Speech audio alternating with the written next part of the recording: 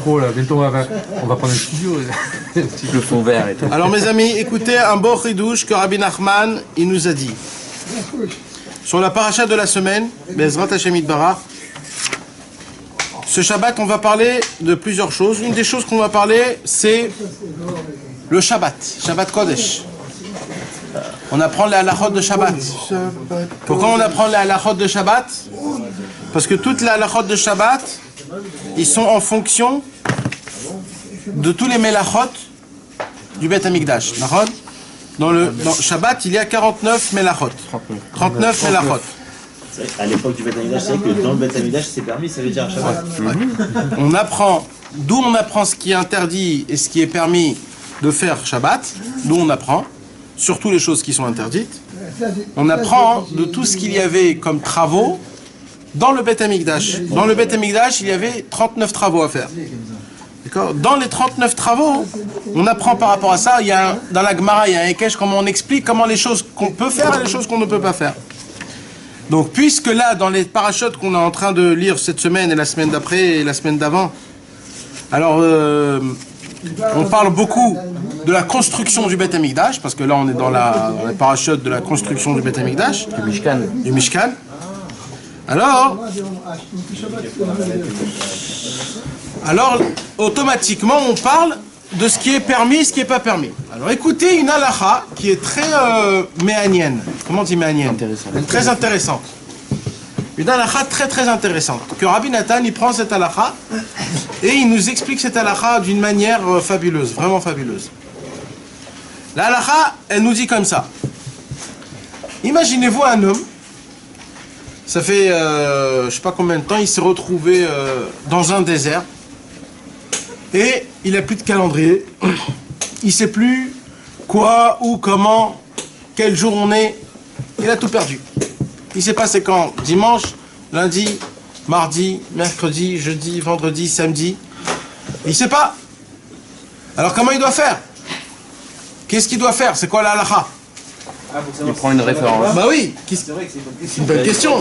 Il prend un jour de référence et il va comme ça. Non, il a rien. Il peut pas travailler. Ouais. Il parle ça dans... Je sais pas, il doit... toute la semaine. Un homme qui ne sait pas... La réponse. Je l'ai mis tout à l'heure sur Facebook.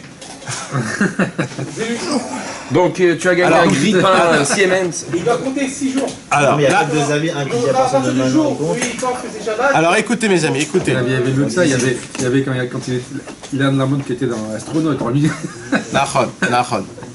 Lui il devait faire tous les 7 heures. Mais, donc un homme qui s'est trompé complètement et il ne sait pas quel jour on est. Quel jour il doit faire Shabbat? Alors là, l'Acha, il nous dit comme ça. Cet homme-là, de base, il n'a rien le droit de faire pendant les 7 jours d'interdit. Pourquoi? Parce que il ne sait pas quel jour c'est Shabbat. Ça se peut qu'aujourd'hui c'est Shabbat, ça se peut que demain c'est Shabbat. Pendant 7 jours, il fait. Pendant 7 jours, il fait alors, oui, mais il ne fait pas le Kiddush et l'Avdallah. Qu'est-ce qu'il fait? Le jour là où il commence à compter ses jours, il compte son premier jour, et le 7e jour, il fait Shabbat parfaitement. Mais tous les autres jours, c'est un mini Shabbat, c'est Shabbat normalement, sauf qu'il fait ni le Kiddush ni l'Avdallah. Ok? On s'en fout, c'est ça le Inyan. Lui, il sait pas.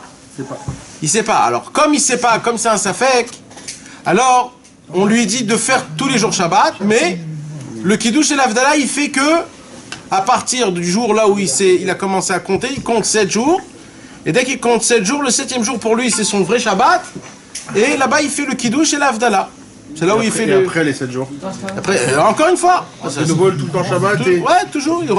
Il compte 7 jours, il fait le 7e jour Kiddush et Avdallah. Non, mais il reste en mini Shabbat tout le temps. Mais tout le temps, il reste en mini Shabbat. Il peut pas faire aucune melacha, de peur qu'aujourd'hui c'est Shabbat. Manger.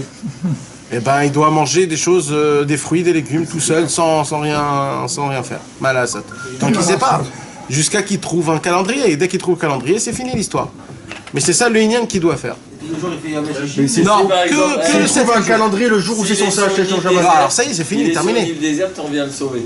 Il casse son Et même Shabbat. s'il trouve un calendrier, il sait pas quel jour il est quand même dans le calendrier, il faut qu'il trouve quelqu'un. Ouais. Non mais s'il trouve, ok, il sait que c'est son Shabbat à lui. Ouais. C'est le 7e. Et là, il sait quel jour on est, il sait qu'on n'est pas Shabbat. Il casse son Shabbat. Bien sûr, ça y est, c'est fini. C'est pas C'est fini. ni Avdallah ni quoi que ce soit. Non, c'est fini. On Ça fait. parle de ça dans Mercure les chemins. Hein? Avec le tzaddik. Alors il dit Rabbi Nathan, il dit, je vais vous dévoiler c'est quoi le secret de cette halakha. Cette halakha, c'est pas juste une halakha comme ça, perdue. Parce que cette halakha, c'est vraiment très rare qu'on l'applique. Ça a pu être appliqué peut-être que à l'époque, il y a 500 ans, à l'époque de l'Espagne, quand on était dans l'Inquisition, etc. Peut-être. Mais aujourd'hui, presque c'est impossible de trouver dans ça. Alors il dit Rabbi Nathan, ne croyez pas que cette halakha, elle n'est pas applicable. Cette halakha, elle est applicable complètement. Et il dit, je vais vous dévoiler c'est quoi ce secret-là. Il dit, vous savez que c'est écrit dans le Zohar, il dit Rabbi Nathan, que le Shabbat, c'est équivalent au tzaddik. Le tzaddik, c'est Shabbat. Pourquoi le tzaddik, c'est Shabbat? Parce que c'est quoi Shabbat, en fait? Shabbat, c'est le repos de Dieu. Akadosh Baruch Hu, il a créé les 6 jours, et le 7e jour, il s'est reposé. Et après le 7e jour, il a tout renouvelé le monde, depuis le début. Et puisque Akadosh Baruch Hu, il s'est reposé après qu'il a construit tout ce monde-ci, nous, on doit se reposer comme lui. Tout celui qui se repose comme Hachem, le fait est qu'il se repose comme Dieu, il fait montrer au monde en entier que vraiment Hachem, c'est lui qui a créé le monde en entier. Et la preuve de ça, c'est que je fais la même action que Dieu a fait, me reposer comme lui, il se repose. Et tout celui qui se repose, c'est à quoi se reposer? Reposer, c'est un nom, c'est un mot, mais ça veut dire, en fait, c'est pas se reposer, c'est tout ce qu'elle dit la Torah. Qu'est-ce qu'il faut faire, qu'est-ce qu'il faut pas faire. Donc le fait est, chaque chose son truc. C'est permis de vivre dans le Shabbat autant que l'autre. Non. De quoi? On dit qu'on peut prolonger, on peut l'avancer. Ouais, mais c'est pas aussi simple que ça. Non, c'est pas aussi simple que ça. Shabbat, c'est Shabbat, point à la ligne. Maintenant, qu'est-ce qui se passe? Il se passe quelque chose comme ça. Donc, tout celui qui fait Shabbat, il fait prouver au monde, quand je dis au monde, c'est pas que aux hommes, c'est au monde, à toute la création, que Akadosh Baruch Hu, c'est lui qui a créé le ciel et la terre en 6 jours, et le 7e jour, il se repose. Maintenant, c'est sur quoi se reposer? Se reposer, ça veut dire, je vais expliquer ça dans mes mots à moi, se reposer, ça veut dire de ne pas vivre d'après le circuit de ce monde-ci. Ce monde-ci, c'est quoi? C'est un tourbillon, comme on l'a déjà dit plusieurs fois, où il t'aspire et il te prend, et tu es obligé de vivre, pas en fonction de ce que toi tu veux vivre, mais en fonction de ce que le monde choisit comment il faut vivre. Alors, il y a aujourd'hui des règles, soi-disant, qu'ils ont été mis, sans être mis, mais ils ont été mis, qu'il faut gagner tant, et il faut travailler tant, et il faut s'habiller d'une certaine façon, et il faut manger d'une certaine façon, etc., etc. Ça, c'est quoi? C'est le tourbillon de ce monde-ci. On t'a fait rentrer dans la tête que tu es obligé de vivre en fonction de bases, de règles que le monde, il nous a fait. Shabbat, c'est quoi? C'est tu sors de toutes ces règles, et tu laisses Dieu t'emporter sur ses propres mains. Tu vas pas travailler, tu vas rien faire, mais par contre, tu vas manger, tu vas boire, tu vas être joyeux, tu vas dormir, comme si c'était les vacances. Pourquoi? Parce que ce jour-ci, c'est le jour où je fais montrer que Akadosh Baruch Hu, c'est lui qui fait tout. Et la preuve, c'est que je vais pas au travail, et malgré ça, je mange, je dors, etc., etc. Au final, ça devient un vrai jour de vacances. Hein? Au final, ça devient un vrai jour de vacances par rapport à ça. Ouais. Le fait de faire en sorte que... Ouais. Ça, Ouais. Il n'y a pas de problème à ça. Maintenant, c'est qui vit comme ça tout le temps? Ceux qui veulent le faire. Non, tu peux pas. C'est quoi la question? C'est qui vit tout le temps comme Shabbat? Ah, le tzaddik. C'est que les tzadikim. Pourquoi c'est que les tzadikim? Parce que eux, ils ont une foi, ils ont une émouna, ils ont une confiance envers Dieu, qu'ils n'ont pas besoin d'aller au travail. Ils n'ont pas besoin d'y aller, de tourner dans le fonctionnement de ce monde-ci. Eux, ils sont directement attachés à Hachem. Et comme ils sont directement attachés à Hachem, ils se remettent totalement à Kadosh Baruch Hu. Et celui qui se remet totalement à Kadosh Baruch Hu se met totalement à lui. Donc les tzadikim, oh Baruch Haba Israël. Et donc les tzadikim, qu'est-ce qu'ils font? Ils vivent de cette façon. C'est la raison pour laquelle le tzadik, il s'appelle Shabbat. Vous avez compris pourquoi les tzadikim, il s'appelle Shabbat? Vous n'êtes pas avec moi, mes amis? Si. Vous comprenez pourquoi les... Ils n'ont pas besoin de faire Shabbat alors. Si, bien sûr. Leur Shabbat à eux, il est encore beaucoup plus élevé. Ça qu'on dit 3 jours avant, 3 jours après. Ouais.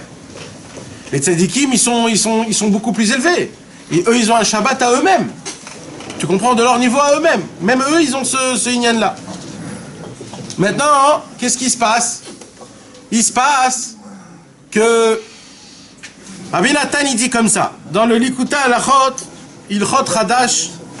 Non, dans Likuta Alachot, Ilchot Shabbat Alachad Dalet. Il dit Rabbi Nathan comme ça.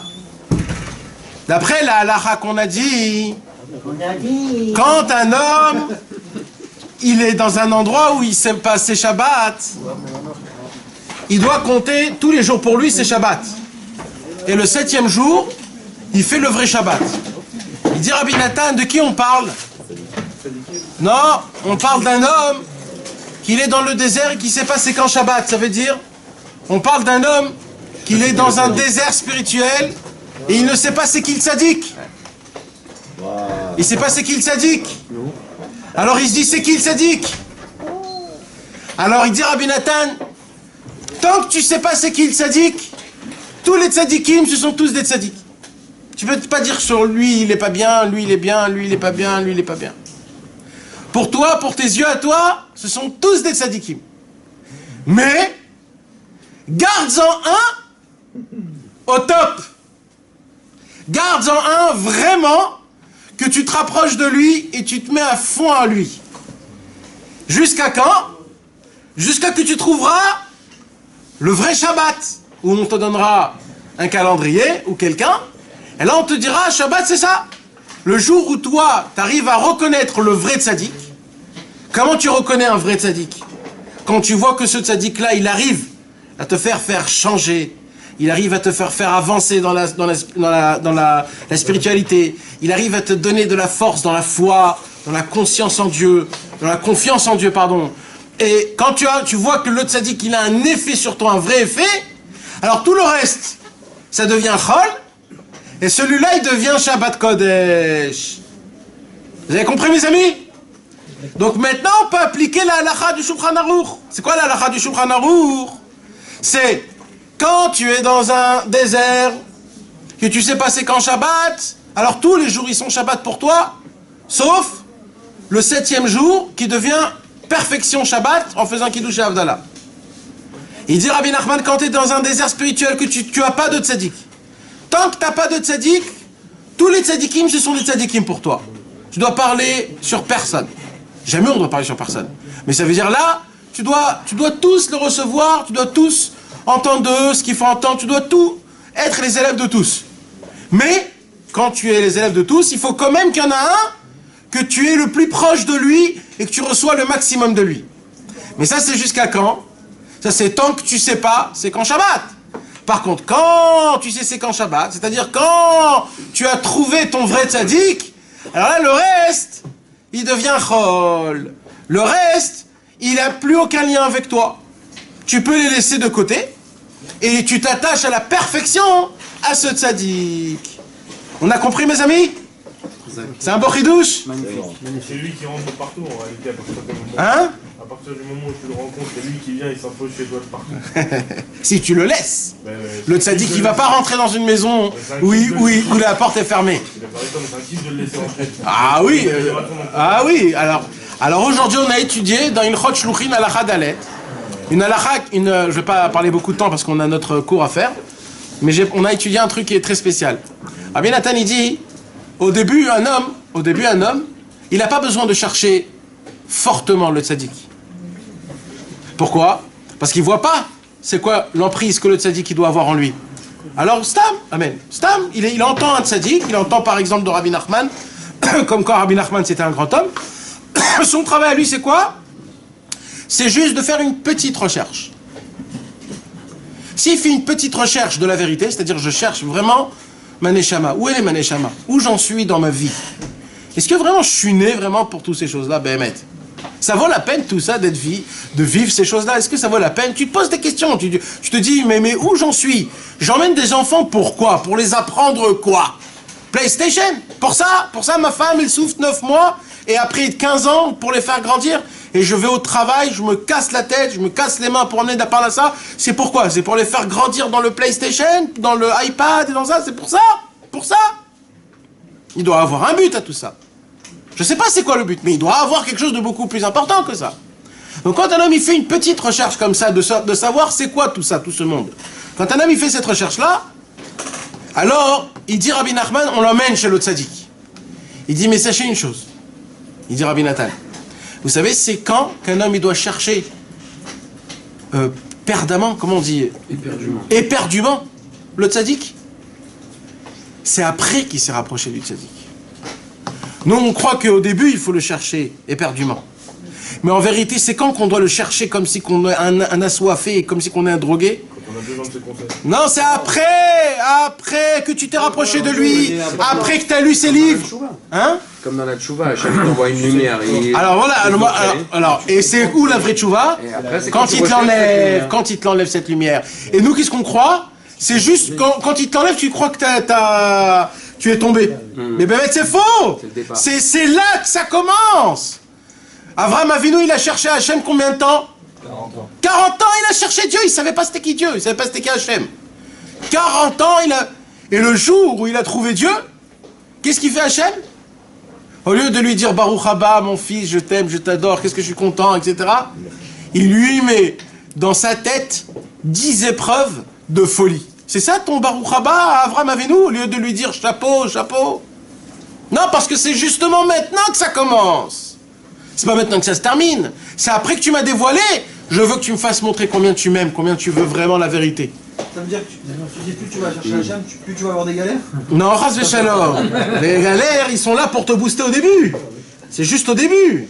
C'est juste pour te booster. Après, tu Mais après, c'est toi-même. Après, tu t'habitues. Après, c'est toi-même.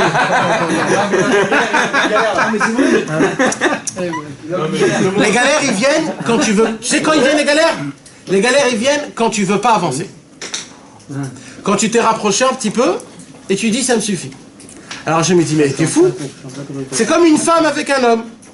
Un homme, il a vu une femme, il a bien aimé cette femme, il se rapproche d'elle, mais après il se passe rien. Alors la femme elle dit mais oh, mais où il est celui-là? Alors qu'est-ce qu'elle va faire? Elle va s'éloigner encore plus pour que lui il vienne. Et un drop. T'as compris? C'est comme ça. Ok. Tov.